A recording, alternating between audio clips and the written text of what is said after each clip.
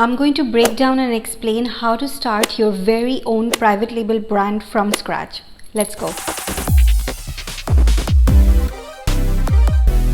What is up guys, my name is Orinn and welcome back to my channel. If you're excited about this video, be sure to give this a big thumbs up right now. If you want to learn more about making money online and starting your online business, make sure to subscribe if you haven't already. Building your own private label brand can be a very creative, fun and exciting journey. If you have a vision, you can absolutely turn that into reality. It's going to be your safe and stable source of income for now and also for the future, and you can do it from the comfort of your home, and it's never been easier than now with all the resources that we have access to with just a click of a button. Building your own private label brand will give you the financial freedom, and you won't have to trade your time for money doing small online jobs or even physical jobs, and eventually you will be able to quit your 9 to 5 if that is what you're doing right now, and you will also be able to spend quality time with your family. I have been a business owner from a few different industries, and I discovered private labeling a couple of years back, and it completely changed my life, and it completely also changed my business mindset. Make sure to watch this video till the end if you're considering to start an e-commerce brand, or even if you have already started building one. I'll be sharing some of the most important aspects of this business model. So how do we really build a brand? There are a couple of ways to do it, but one of the easiest way to do is private label. So what is private label? Private labeling or white labeling is essentially when a manufacturer produces goods that are packaged, retailed and sold exclusively by someone else or a brand. Also, gone are the days when a brand would actually put up their own factory to produce their products and sell them. And not only e-commerce brands, major retail stores and brands also outsources their manufacturers for their products. To make it more simple, private labeling simply means that you are not creating a third wheel. You are simply taking a product that already exists in the market. You are just changing the packaging, putting your own logo and making it your own brand and selling it. You simply put it together in a way that it becomes your own brand. To give you an example, say you're browsing through Amazon and checking all these different phone covers from all different brands. Chances are that most of these phone covers have come from the same manufacturer. It's just different logo, different packaging, and it just looks different. The customer doesn't know that, but that's how it's done most of the time. Let's start with product and brand identity. There are a couple of things that you need to consider and strategize before you even start to look for your product or your manufacturer. There are two very important aspects to your brand identity. Number one is the look and feel of your product. By this, what I mean is, how does your product look like to your customers? Is it a high-end product or is it an affordable product? It could be sustainable, it could be minimalistic, it could be whatever it is that you want, but the most important thing is you have to be consistent with it. And number two is customer service. Big or small, any successful brand has a very good and strong customer support team behind it. It will only help you grow better with your business. For example, if a customer has a very good experience while shopping your brand and while receiving your brand, and even after receiving your brand for any reason, chances are that they will come back and shop with you again, and there are definitive chances that they will refer your brand to their friends. Now that we have discussed the brand identity and you understand it better, let's talk about the product. If you don't have a particular product in mind or you don't know what to sell, here is a question for you. What is the one thing that you absolutely love and use?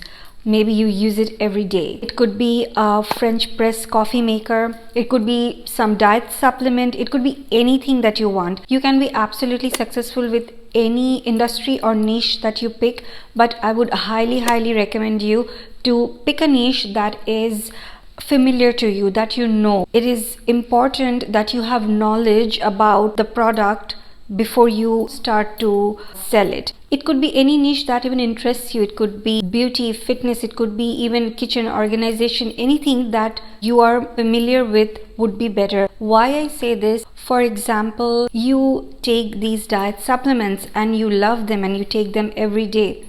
Chances are that before you found your perfect diet supplements, you went through a lot of other products. You ordered a couple of them, or you have done a good research and then you found the right product. So you have knowledge of this product and you know what is good, what is not good, and so now you have the right product. So when you go to build a product like this, it just helps you to get a very good product for your customers. Having knowledge of a particular niche is going to be very beneficial for you, especially if you're sourcing this product from outside. A great place to look for product ideas would be the US Amazon Marketplace. I'll have a link for that in my description box below. Sourcing your product. So what's the best way to source your product?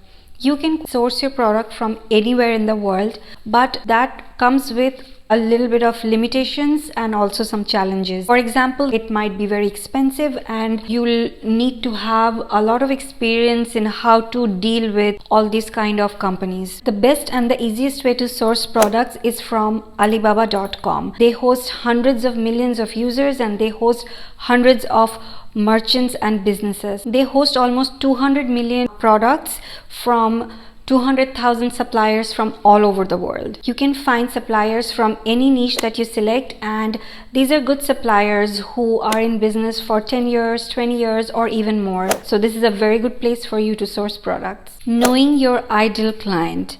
Oftentimes people start a business and they think that they're selling to everyone. If you don't know who you are exactly approaching with your product, you are making a huge mistake. Knowing what kind of customers you want to attract is going to be essential for quite a few reasons. Knowing your ideal client will actually protect your time and money. If you launch a product and you're trying to reach out to everyone under the sun when you're marketing your product, it will not reach anyone. Another big reason for you to identify your ideal client, it will bring you a lot of revenue and also it will bring you a lot of referrals. So let me give you an example. Say you want to buy or rent a house. There are two scenarios. In the first scenario, you go out and start looking for your house. You're in all these different neighborhoods and looking for your house, but you seem to not like anything, or maybe everything is just too expensive. In the second scenario, you have a list of requirements when you're looking for your house. You want maybe 4 bedrooms. You have a certain budget. Maybe you want it close to your workplace. Maybe you want the neighborhood to be family friendly. Chances are that when you are going out and looking for your house, you end up finding your dream house. My analogies and examples are not that great, but you get the idea, right? You need to have a very good amount of research done before you go ahead and market your product. Otherwise, you will be losing a lot of money. So how do you actually figure out who's your ideal client or your customer? Here is an exercise for you. Take a pen and paper and write down this list of questions. What kind of people are you looking for to sell your products? What kind of people will you be able to help with your product? What age group do they belong? Are they students? Are they retired? What kind of jobs do they have? What kind of people do they hang out with? What are their interests and hobbies? What is their status and income? Try to find the answers to these questions and it will give you a head start to build your customer avatar. The wow factor. So what is a wow factor? There are 3 stages when it comes to creating the wow factor for your product. It starts with a core product. Then you have the expected product, and then finally you have an elevated or an augmented product. So for example, you're selling a cell phone case. So the cover has a body and it's able to hold your phone inside. That is the basic functionality of the cell phone case, and without that the product kind of doesn't exist. Then you take this case and add a little extra something to it to make it look different and better.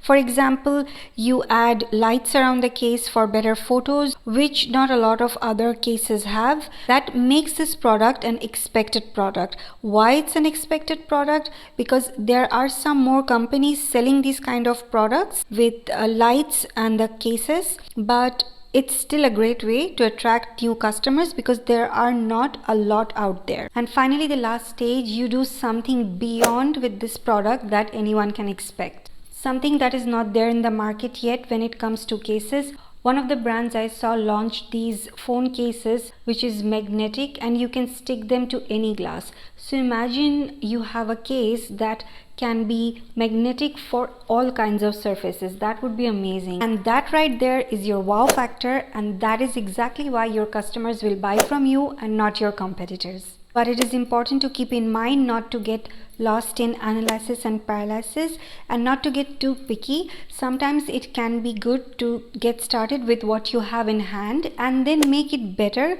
with time for your customers. Marketing and exposure. Marketing is key during the startup phase. You need to get your product listed as soon as possible in all different kinds of marketplaces like Amazon and also on your website. Social media marketing is really the future. Start using the social media platforms as per your customer analysis and start putting out marketing materials right away.